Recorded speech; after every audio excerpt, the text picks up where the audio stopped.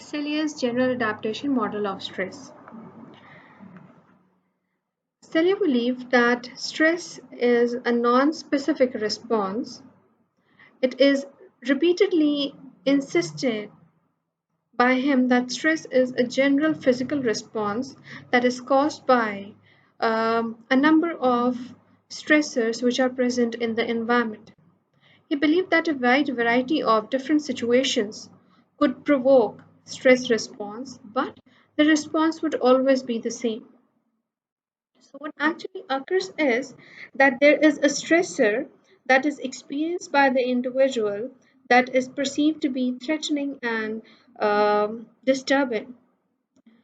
It brings upon the first stage, that is alarm phase. There's three stages of general adaptation model of stress, and we're talking about the alarm phase in which the body initially responds to the stressor with changes that lower the resistance. So that brings about the second stage, that is resistance stage. If the stressor continues, the body mobilizes to withstand the stress and returns to the normal state of body. The third stage is exhaustion, which means that the ongoing extreme stressor eventually what it does is that when you keep on experiencing the stressor in your environment, you keep on feeling threatened, so you eventually feel a depletion of resources that help you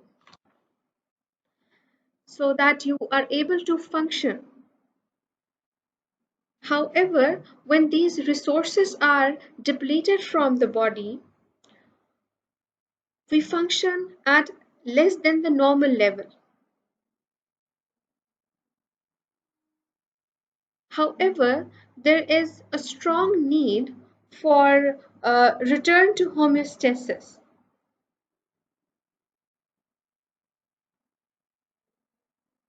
So, if the body would be, or the individual would be able to cope up with the situation, the individual would return back to homeostasis. However, if the person would not be able to deal with the stressor, and if the stressor would continue to be there, eventually, as in exhaustion phase, the body has been depleted by all the resources. So the parasympathetic functioning is at an abnormally low level, causing a person to become exhausted.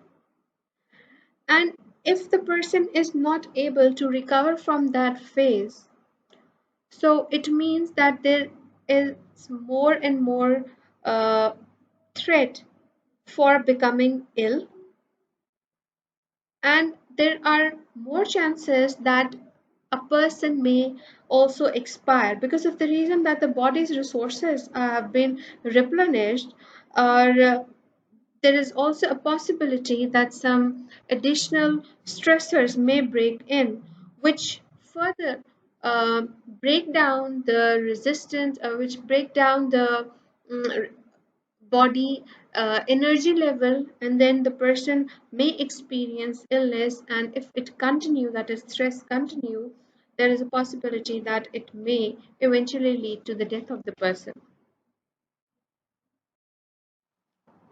Lazarus model of stress, it's an alternative to Celier's model. Here, the focus is that the interpretation of the stressful event is much more important than the event itself, which means that if something wrong has occurred, so what meaning we are giving to that event or how we are interpreting that event, it brings about that what kind of stress would be experienced by the individual. Neither event nor response defines stress, but actually it is the perception of the psychological situation, which is basically a critical factor, which basically brings in the stress. And these perception of psychological situations could be that when we perceive that there is potential harm or a threatful situation, or there is some kind of challenge that has to be met, and it is also the perceived ability of the person to cope with it. For example, there is a threatening situation, and the individual says to himself or perceives that he would not be able to cope with that. So, this perception and this interpretation basically would make the things more stressful for that person. So, there are psychological factors which are the ability of the people to think and evaluate the future events, which identify that whether the individual is vulnerable or the individual is not vulnerable. The higher level of cognitive abilities are experienced by the human beings, which makes them different from the animals. Therefore, human beings are much more capable to deal with the stress, and it depends that how they are interpreting it. The stress effect depends on the individual's feeling of threat, perceived vulnerability, and ability to cope. For example, there's a person who loses a job and he has no money, but he thinks that he is competent enough to find a new job. On contrary, there is another person who feels now the life has ended. He would never be able to find another job. So obviously, that individual would be perceiving much more stress. So Lazarus defines psychological stress as a particular relationship between individual and environment that is appraised by a person as taxing or exceeding his or her own resources and endangering his or her well-being. So the point is that what we identify is that there is interaction between individual and environment, there is transaction, and the situation, how it is perceived to be, um, whether it is the individual consider himself vulnerable or not, situation to be stressful, threatful or not. There are three kinds of appraisal that have been talked by Lazarus. The primary appraisal, that is not necessarily the first in importance, but the first in time. And it occurs as a person is trying to understand what the event is and what it will actually mean. Whether the person considers that it is positive or it is negative, it will have its own influence. It is also the impression of ability to control or cope, which we consider as the secondary appraisal. There are three questions that may be asked: that what options are available, what is the likelihood that I can successfully apply the necessary strategies in order to reduce stress, and is it going to help, is it going to work, or would it help me to overcome my stress. So these questions may help an individual to assess that to what extent he or she is able to cope up with the stress. The third is reappraisal, that changes constantly as new information becomes available. So there's a possibility you are stressful, you have made your primary appraisal, you have made your secondary appraisal, and you're just watching a drama and you just get some more information to deal with your problem, or you see an exemplary figure in the drama who is dealing with same problem that you have experienced, so that somehow provides you with more information, and it sometimes decreases the stress as well. Another model is Diathesis stress model, which was given by Spielman, Caruso, and Glowinski in 1987. It is also known as vulnerability stress model because of the reason that they have focused on vulnerability of the individual, due to which the assessment is necessary to find it out that whether an individual is vulnerable to stress or not. And then vulnerability to not just stress, vulnerability to stress related disease.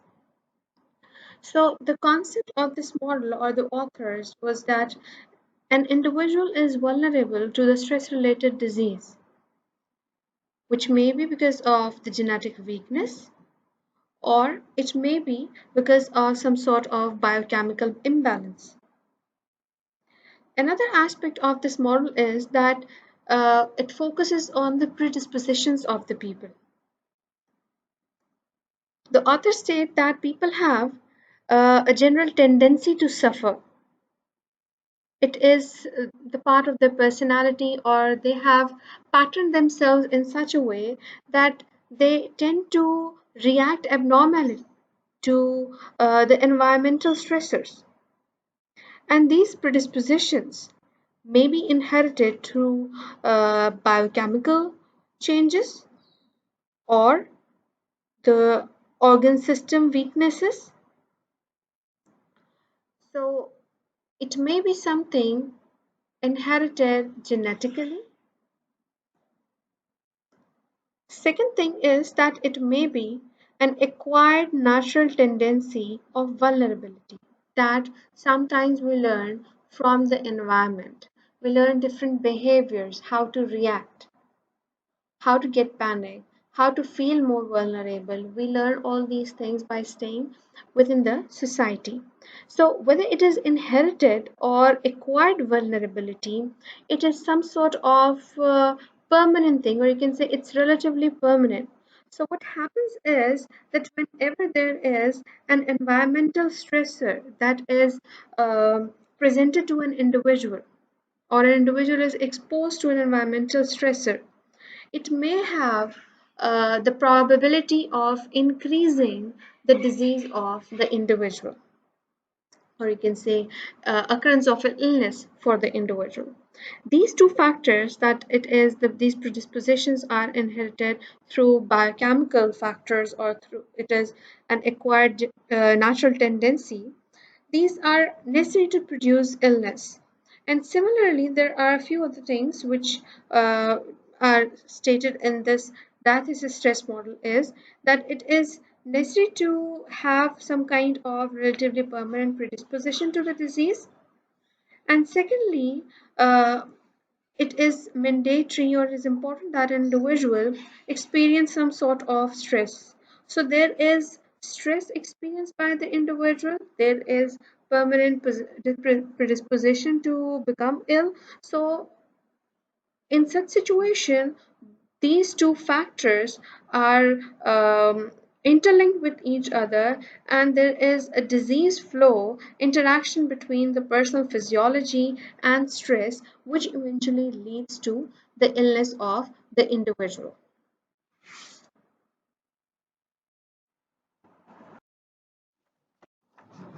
There exist a number of approaches to measure stress. We can broadly classify them as physiological measures and self-reports. Physiological measures include such kind of measurements which are regarding the biological response related to stress. For example, we may measure biological responses like blood pressure, heart rate, galvanic skin responses, respiration rate, secretion of the stress hormone, as discussed in previous slides, cortisol or epinephrine. Any kind of change in these biomarkers may be due to the activation of somatic nervous system. So these physiological and biochemical measures can help us understand that if the individual is experiencing stress or not. Similarly, there are many other equipments as well which are available. You might have seen in different English movies or as well as dramas that there is usage of lie detector, which is basically a polygraph. So when that lie detector is used, what it actually assesses is these physiological and biochemical changes within the body. Because if the reason that the person is stressful, that the person is telling the lie, so the person may get caught over the machine.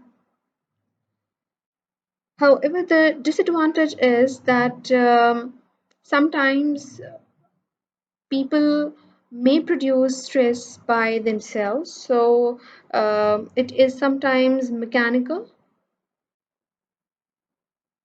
so it's difficult to manage, and physiological measures uh, may be useful but not every time they may be providing. However, the presence of cortisol, and it takes 20 to 40 minutes for the production of it. Again, this is indicating that we have to wait.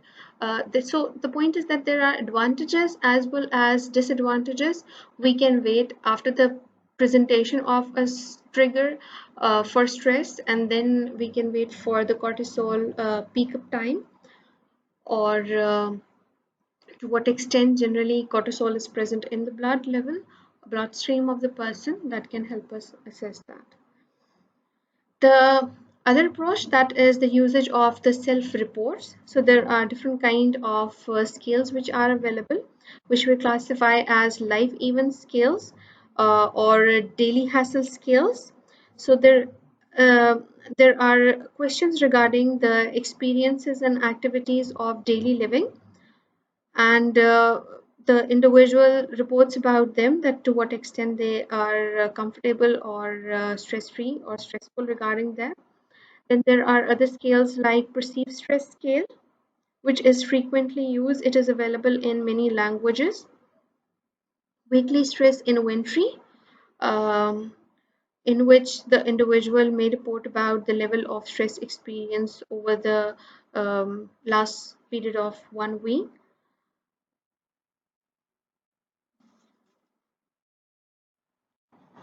Stress has a strong association with illnesses.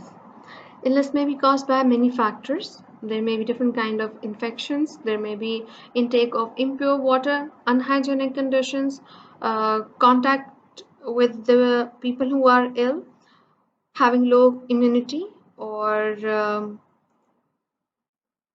most prominently, our focus of interest is stress. So we'll be discussing regarding the stress and its relationship with illness. And just like we discussed in Diathesis stress model, it also explains regarding an interaction between the personal physiology and stress. And eventually, the outcome is the illness. So there are different kind of stressful experiences um, encountered by the people, and uh, but we can say that not every individual experiences illness. So there are some kind of risks, which we can say there are some kind of vulnerability or risk in a few people or in some situations, which are related with the life events, which may be temporary.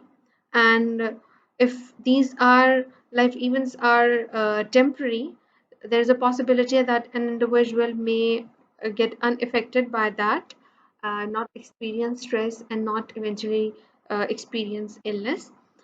However, if it affects some people more, and the effects are huge in size, it's widespread, and there are chances that the individual will be experiencing more stress and eventually become more ill. And as discussed via Celia's model, that if a person experiences stress for a very longer period of time, there is exhaustion, replenish resources, and eventually there can be illness and death of the person. So again, it depends that there are few people who are high stress individuals, and there are people who are low stress individuals, like we did discuss in the week 8th and 9th week lecture, that there are few people who have this personality. When we were discussing regarding different types of personality, that there are few people who are high stress individuals, and there are few people who are low stress individuals. For example, simply we can have a comparison of type A and type B personality. Their way of handling stress as well as experiencing stress are very different. A type have much more stress, however B type experience very low stress. So those who have high stress, um, those who are high stress individuals, they tend to have more vulnerability to become ill. However, low stress individuals, they have lesser probability of getting ill because of